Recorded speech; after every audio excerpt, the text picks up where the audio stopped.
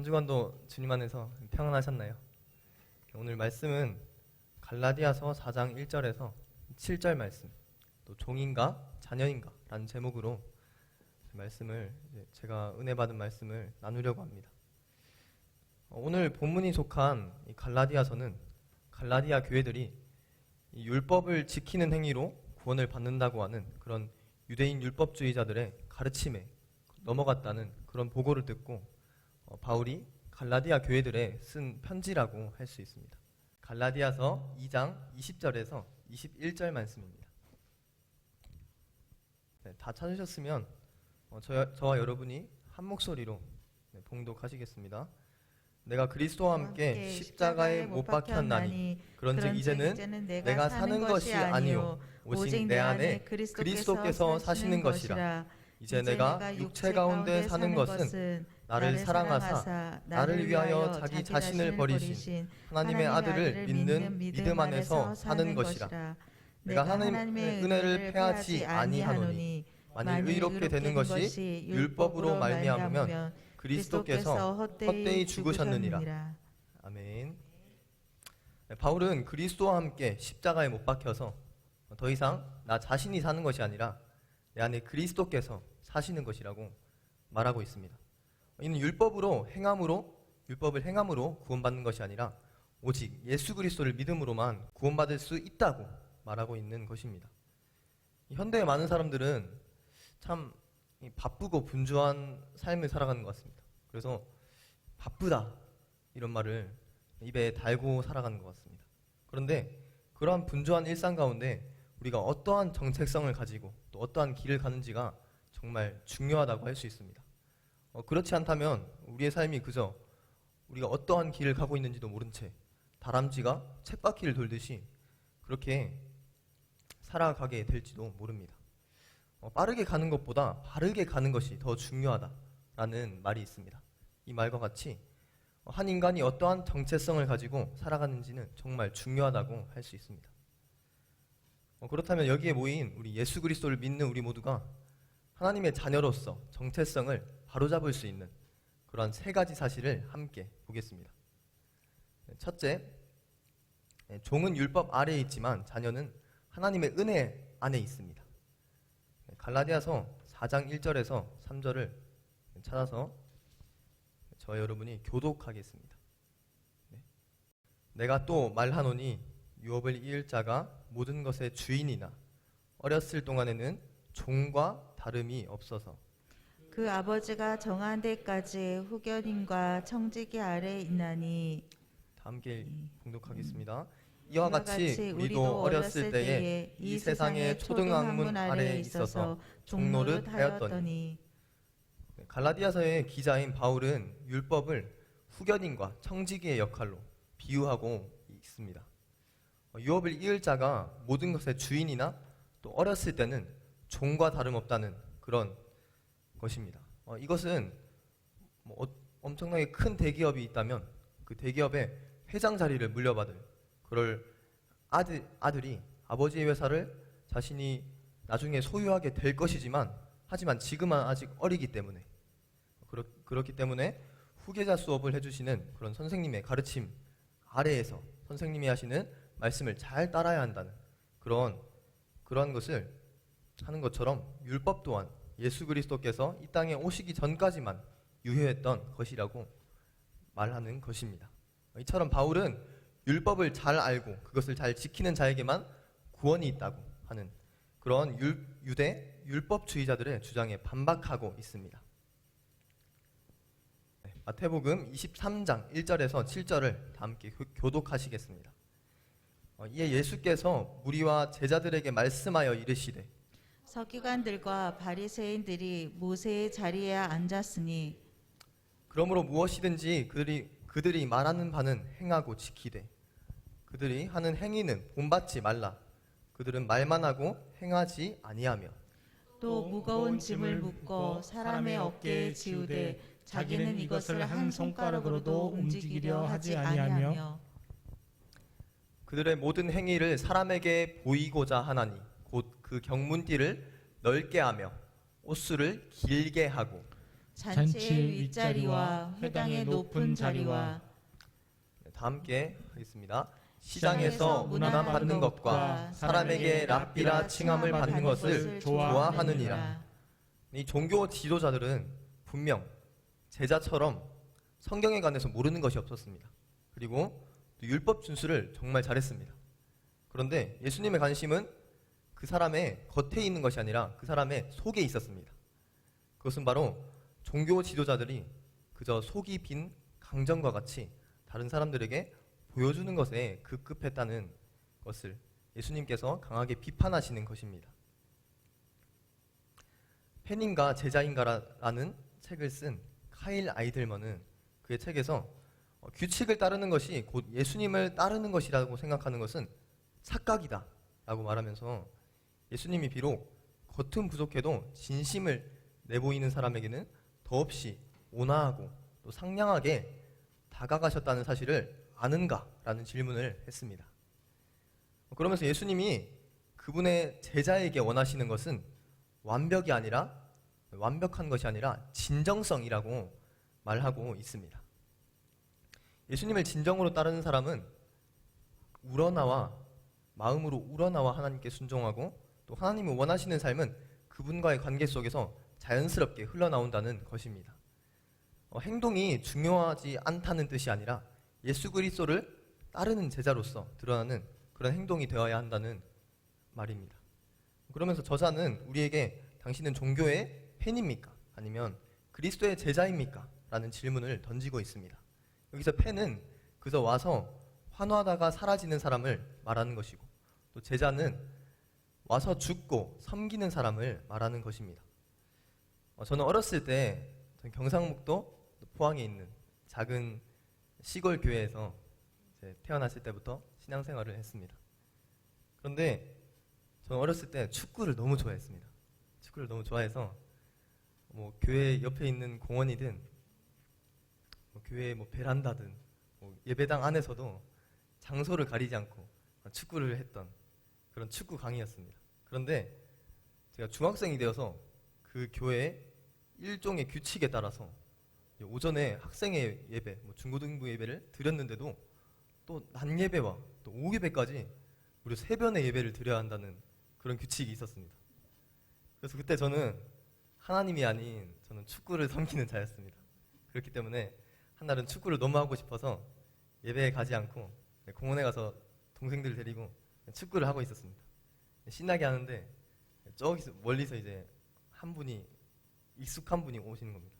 어머니께서 터벅터벅 걸어오시는 것이었습니다. 어머니 표정과 그런 단호한 표정과 또 가자는 한마디에 혼날까봐 무서워서 예배에 어쩔 수 없이 갔던 그런 기억이 납니다. 이때 저는 주일에만 무려 3번의 예배를 드렸기 때문에 이 정도면 나는 예수님을 잘 믿고 나는 구원 받은 사람이다. 나보다 교회 안 나온 사람도 이렇게 많은데 나는 3번이나 예배를 드리니까 이건 무조건 나는 구원받은 사람이다 라는 그런 교만한 생각을 가지고 있었습니다. 온갖 종교적 규칙을 지켜야 하나님이 기뻐하시고 구원하신다고 생각한다면 그 사람은 그리스도의 제자가 아닌 종교의 팬이 되어 있을지도 모른다는 것입니다. 이것을 본문에 빗대어 보면 그저 이러한 사람은 종의 신분에 머물러 있는 사람이라는 것입니다. 그러므로 하나님의 자녀가 자녀의 정체성을 가지고 살아간다는 것은 일종의 신앙적인 규칙을 지키는 것에 있는 것이 아니라 매일의 삶 가운데 하나님과의 관계에 있는 것이고 규칙을 지키지 못했다고 죄책감에 빠져 있는 것이 아니라 날마다 하나님의 놀라우신 은혜 가운데 제자로서 또 말씀과 기도로 주님과의 교제를 나누는 것이라는 것입니다. 그렇다면 우리가 어떻게 해서 종의 신분에서 벗어나게 되었고 또 죄에 대한 책임에서 자유롭게 되었는지 더 자세히 나눠보도록 하겠습니다. 둘째, 예수 그리스도를 통해서 종에서 자녀가 되었습니다. 본문 4절에서 5절을 함께 합독하시겠습니다. 때가 참에 하나님이 그 아들을 보내사 여자에게서 나게 하시고 율법 아래에 나게 하신 것은 율법 아래에 있는 자들을 속량하시고 우리로 아들의 명분을 얻게 하려 하심이라. 때가 참에 하나님이 그 아들을 보내사, 하나님께서 그 하나님의 아들을 하나님의 때 또 이 땅에 보내셨는데 여자에게서 나게 하심으로 인간의 몸으로 오시고 또 율법 아래에 나게 하심으로 예수님을 통해서 죄의 종노릇할 수밖에 없는 우리의 죄값을 다 치르시고 죄의 책임에서 자유한 하나님의 자녀가 되게 하신 것입니다. 우리는 죄로 인해 죽을 수밖에 없는 자였지만 예수 그리스도를 통해서 그 죄를 용서받고 자녀가 되는 엄청난 선물을 받게 된 것입니다. 우리의 정체성이 자녀로 바뀌었으니 우리가 가는 길도 예수 그리스도를 따르는 길을 가야 할 것입니다. 마태복음 7장 13절에서 14절 스크린에 있는 말씀을 다 함께 합독하시겠습니다. 좁은 문으로 들어가라. 멸망으로 인도하는 문은 크고 그 길이 넓어 그리로 들어가는 자가 많고 생명으로 인도하는 문은 좁고 길이 협착하여 찾는 자가 적음이라. 아멘. 예수님은 전혀 다른 목적지로 이어지는 두 길이 있다고 말씀하고 계십니다. 예수님을 진정으로 따르는 길은 좁은 길이고 이 길만이 생명으로 이어지는 길이라는 것입니다. 이 좁은 길은 그 길이 너무나 좁기 때문에 아주 소수의 사람들만이 가는 길입니다. 우리의 삶이 하나의 자동차라고 한다면 우리가 가는 도로가 정말 어떠한 길인지 자세히 살펴보아야 할 것입니다. 그렇기 때문에 우리가 잠시 브레이크를 밟고 차를 도로 옆에 세워두고 정말 내가 가고 있는 도로가 생명으로 가는 길인가 우리가 꼼꼼히 확인해 보아야 할 것입니다. 마태복음 7장 21절과 야고보서 2장 17절을 다 함께 봉독하시겠습니다. 나더러 주여 주여 하는 자마다 다 천국에 들어갈 것이 아니요 다만 하늘에 계신 내 아버지의 뜻대로 행하는 자라야 들어가리라. 이와 같이 행함이 없는 믿음은 그 자체가 죽은 것이라. 예수님은 말과 행동이 종과 자녀의 차이라고 말씀하십니다. 예전에 살던 모습 그대로 살아가면서 그 믿음이 진짜라고 할 수 없기 때문에 제자는 아버지의 뜻대로 아버지가 말씀하신 대로 그대로 행하는 순종하는 자인 것입니다. 말로만 믿는다고 하는 것도 위험하지만 또 행동으로만 자신이 좁은 길에 있다고 생각해서도 안 되는 것입니다. 마태복음 7장 23절에서 예수님은 내가 너희를 도무지 알지 못하니 라고 말씀하십니다. 궁극적으로 예수님의 팬인지 제자인지를 가르는 요인은 말이나 행위가 아닌 예수님과의 개인적인 관계, 또 친밀함, 알매에 있는 것입니다. 요한계시록 3장에서 예수님은 라오디게아 교회 성도들에게 내가 이같이 미지근하여 뜨겁지도 아니하고 차지도 아니하니 내 입에서 너를 토하여 버리리라 라고 말씀하셨습니다. 예수님은 그래도 제가 이것보다는 예수님을 사랑합니다. 제가 이것보다는 이것이 2등이고 이것이 1등입니다. 예수님이 1등입니다. 이것이 아니라 예수님만을 사랑하기를 원하시는 것입니다. 우리가 정말 예수님을 사랑하는지 정말로 예수님을 사랑하는지 판단할 수 있는 그런 4가지 질문들이 있습니다. 첫 번째, 무엇을 위해 돈을 쓰는가입니다. 성경은 너희 보물이 있는 것에 너희 마음도 있다 라고 말씀하십니다. 그렇기 때문에 시간과 돈을 쓰는 모습을 보면 마음이 무엇을 따르고 있는지 알 수 있다는 것입니다. 두 번째, 힘들 때는 어디에서 위로를 얻는가라는 것입니다. 우리가 예수님이 아닌 다른 것에서 위로를 받는다면 그것들이 예수님의 경쟁 상대가 될 수 있다는 것입니다. 세 번째, 어느 때에 가장 화가 나는가 그리고 짜증이 나는가라는 것입니다. 언제 불같이 화를 내는가를 보면 그 사람이 무엇을 가장 중시하는지를 알 수 있습니다. 과도하게 화를 낸다면 그 화의 대상이 예수 그리스도의 자리를 넘보고 있다는 증거일지도 모릅니다.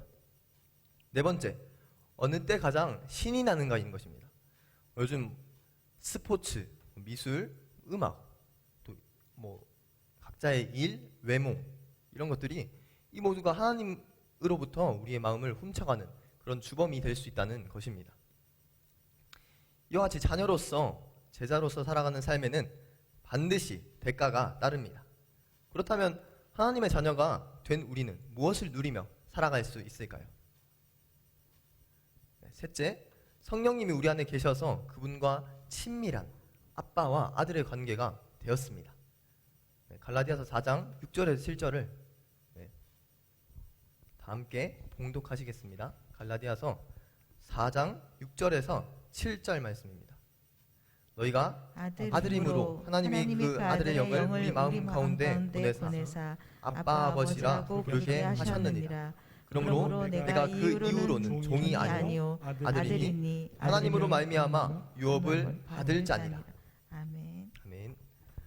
너희가 아들임으로 하나님이 그 아들의 영을 우리 마음 가운데 보내사 아빠 아버지라 부르게 하셨느니라. 이 아들의 영은 성령님을 뜻합니다. 아들이 된 그리스도인은 하나님을 아빠 아버지라 부를 수 있게 되었습니다. 그리고 그 마음속에는 이미 아들의 영인 성령님이 함께하고 계신 것입니다. 아버지를 친근하게 부를 때 쓰였던 아람어 아빠는 하나님과 성도 사이에 실질적인 인격적 아버지와 또 아들의 관계가 성립되었음을 말하고 있는 것입니다. 상속자란 뜻을 가진 헬라어 단어 클레로노모스는 하나님 나라의 백성들이 누리는 모든 축복을 가진 그러한 소유한 자를 의미합니다. 우리 모두가 하나님 나라의 백성이 누리는 모든 축복을 소유한 자라는 것입니다.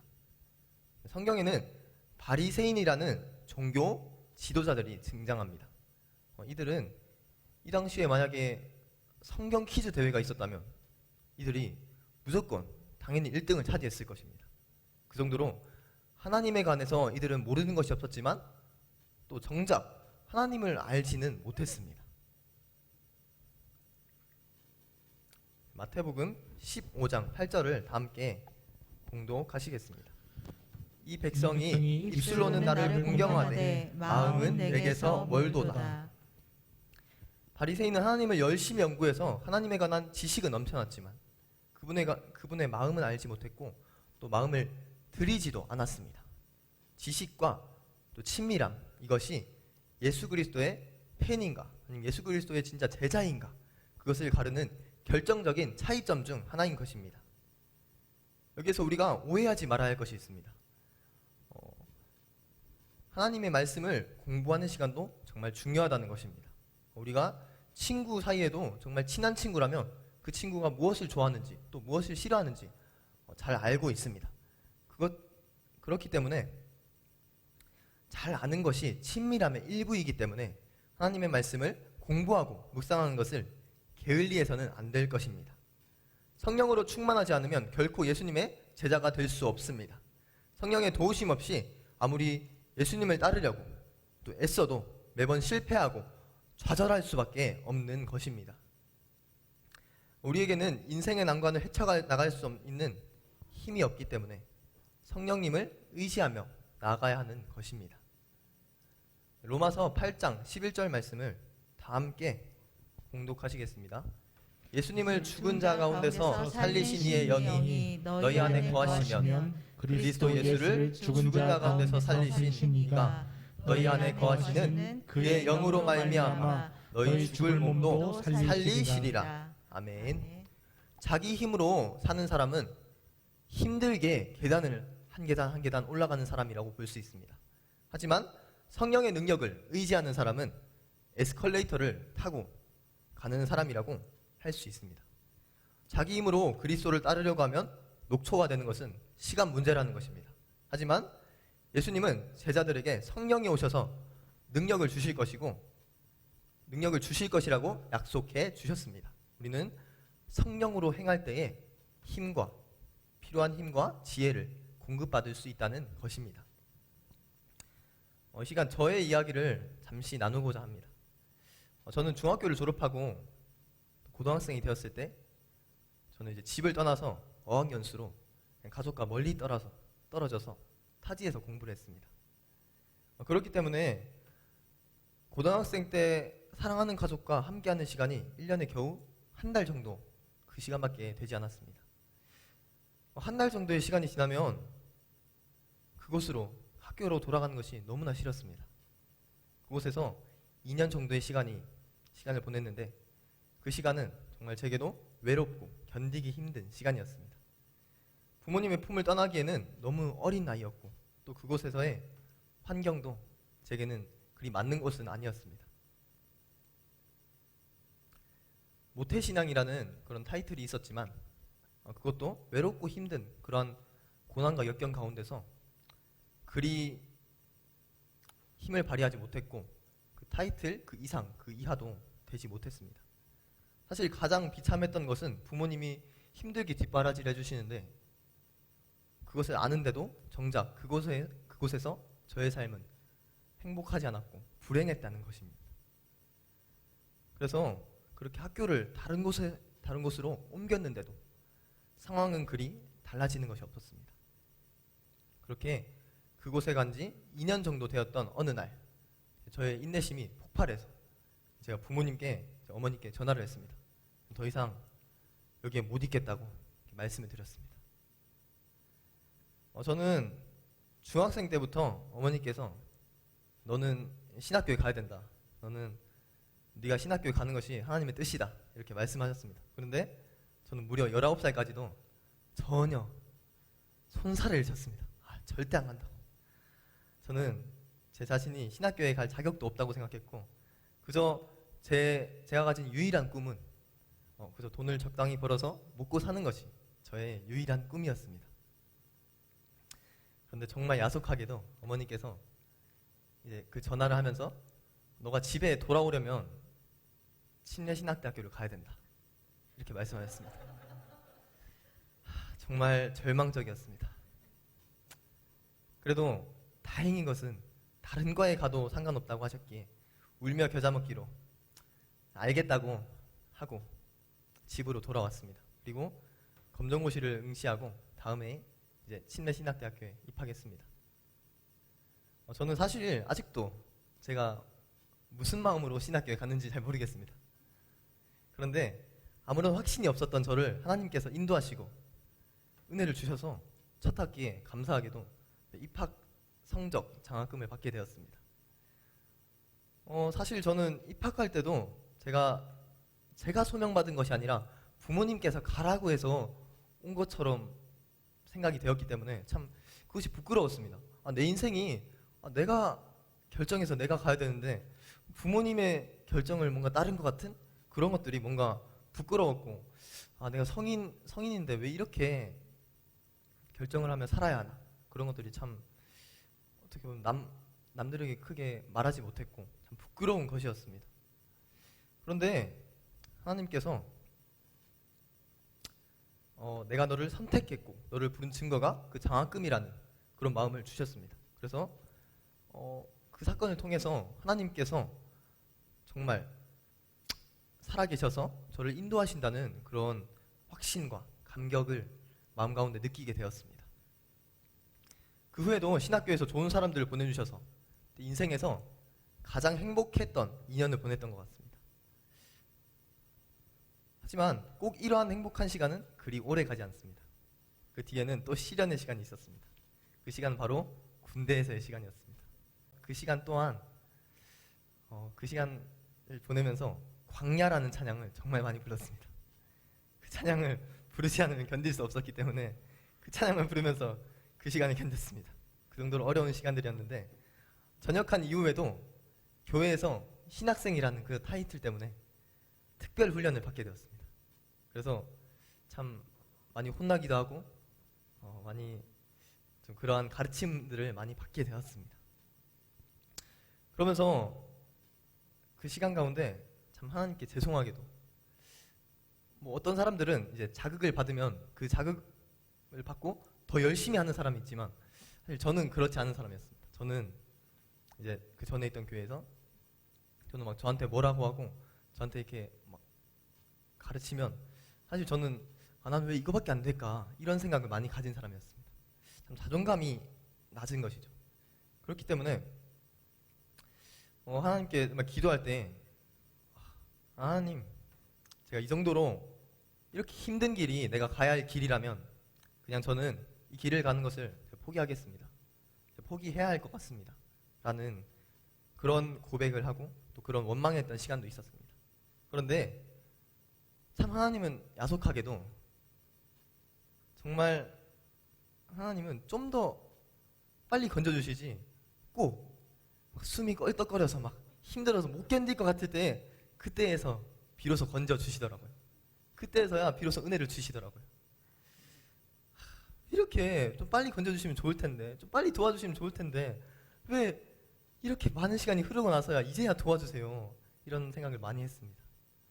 그런데 우리 모두가 참 그런 것 같습니다. 자신의 모습이 모나 보일 때도 많고, 또 어쩔 때는 내가 잘못해서 나의 죄 때문에 내가 이런 힘든 일을 겪고 있고 또 이런 어려움을 겪고 있다는 것을 생각할 때도 있을 것입니다. 하지만 이제 저번 주에 이제 바이블 타임 큐티를 하면서 하나님께서 예레미야가 3장을 통해서 인생으로 고생하게 하시며 근심하게 하심은 그분의 본심이 아니시로다 하는 말씀이 참 기억에 남는 것 같습니다. 우리의 삶에 어려움이 있어서 그것으로 정말 힘겨워서 눈물 겨울 때도 있습니다. 그런 시간을 보내고 있다면 그것은 우리에게 믿음이 없어서 그러한 시련들이 있는 것이 아니라 오히려 예수님을 따르는, 예수 그리스도를 따르는 좁은 길을 잘 가고 있고 또 그것이 우리에게 믿음이 있다는 증거라는 것입니다. 시간 찬양 드리시겠는데요. 아무것도 두려워하지 말라 찬양을 드리시겠습니다. 아무것도 두려워 말라 주 나의 하나님이 지켜주시네. 놀라지 마라 겁내지 마라 주님 나를 지켜주시네. 내 맘이 힘에 겨워 지칠지라도 주님 나를 지켜주시네. 세상의 험한 풍파 몰아칠 때도 주님 나를 지켜주시네. 주님은 나의 산성, 주님은 나의 요새, 주님은 나의 소망, 나의 힘이 되신 여호와. 사실 이 설교를 준비하면서 참 부담감이 많았습니다. 저희가 주일학교에서 설교를 하긴 하지만 어른들 앞에서, 어떻게 보면 저희 부모님 뻘 되신 분들 앞에서 말씀을 전한다는 것이 참 부담감이 됐고, 내가 이걸 잘 못하면 어떡할까 이런 두려운 마음도 있었습니다. 그런데 이 찬양 가운데 주님은 나의 산성, 주님은 나의 요새, 주님은 나의 소망이시며 또 주님은 나의 하나님이시고 또 그분은 나를 지켜주시는 분이십니다. 우리의 모두의 고백이 이러한 고백이 되기를 바라며 마음을 담아 아무것도 두려워 말라. 우리는 여전히 육체를 가지고 있기 때문에 또 육체의 욕심을 가지고도 있습니다. 하지만 갈라디아서 5장에서는 그리스도께서 우리에게 자유를 주셨으니 더 이상 종으로 살지 말고 성령을 따라 행함으로 자녀의 삶을 누리라고 말씀합니다. 여러분 모두가 성령을 따라 행하며 사랑과 희락과 화평과 오래 참음과 자비와 양선과 충성과 온유와 절제의 성령의 열매를 맺는 성령의 사람으로 살아가시기를 예수님의 이름으로 축복합니다.